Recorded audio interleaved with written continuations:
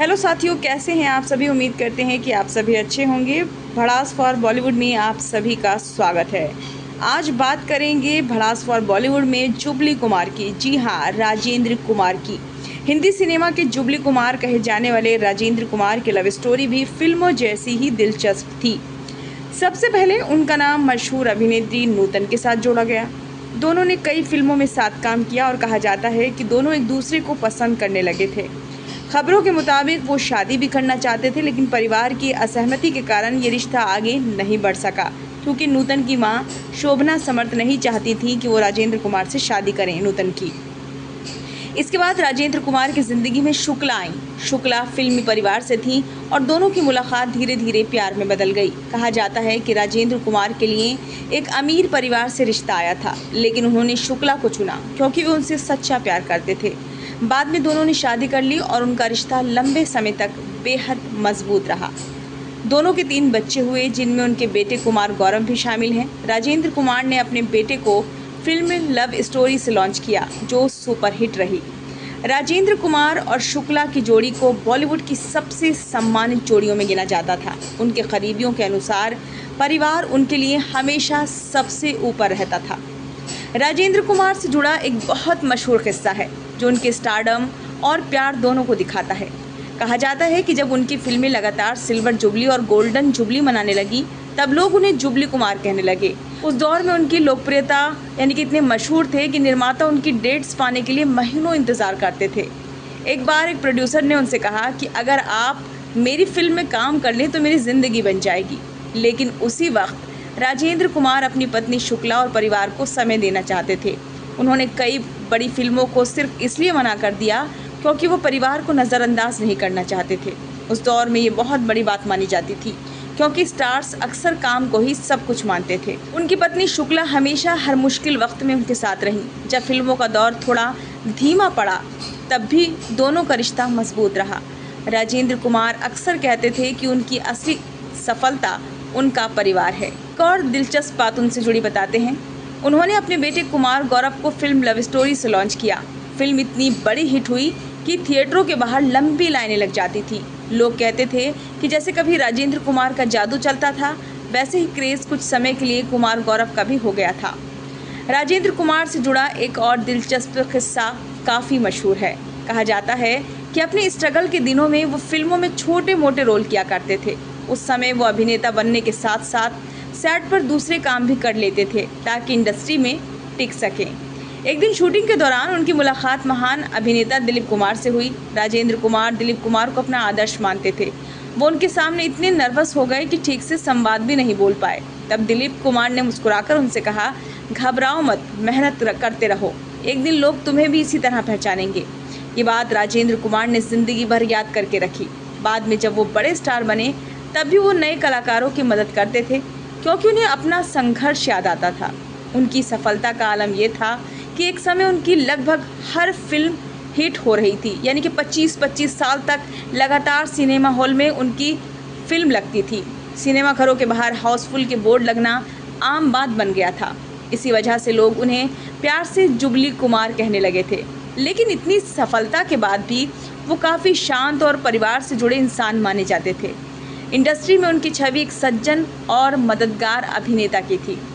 राजेंद्र कुमार का एक बेहद भावुक किस्सा उनके दोस्ती वाले स्वभाव से जुड़ा है।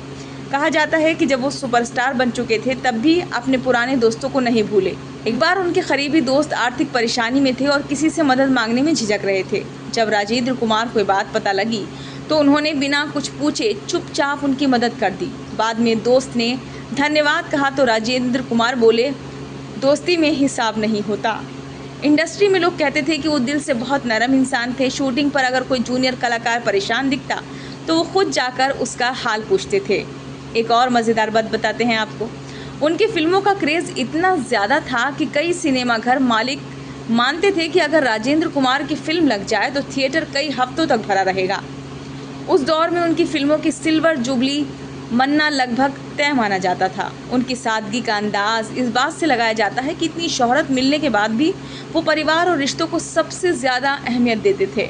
इसलिए आज भी पुराने बॉलीवुड प्रेमी उन्हें सिर्फ स्टार नहीं, बल्कि एक अच्छे इंसान के रूप में याद करते हैं। राजेंद्र कुमार का एक दिलचस्प किस्सा और है उनके बेटे कुमार गौरव से जुड़ा हुआ। जब उन्होंने अपने बेटे को फिल्म लव स्टोरी से लॉन्च करने का फैसला किया, तब वो चाहते थे कि कुमार गौरव अपनी अलग पहचान बनाएं। राजेंद्र कुमार ने फिल्म पर बहुत मेहनत की और हर छोटी बड़ी चीज पर ध्यान दिया। फिल्म रिलीज हुई तो ऐसा लगा जैसे पूरे देश में नया स्टार पैदा हो गया हो। थिएटरों के बाहर लड़कियों की लंबी लाइनें लगती थी।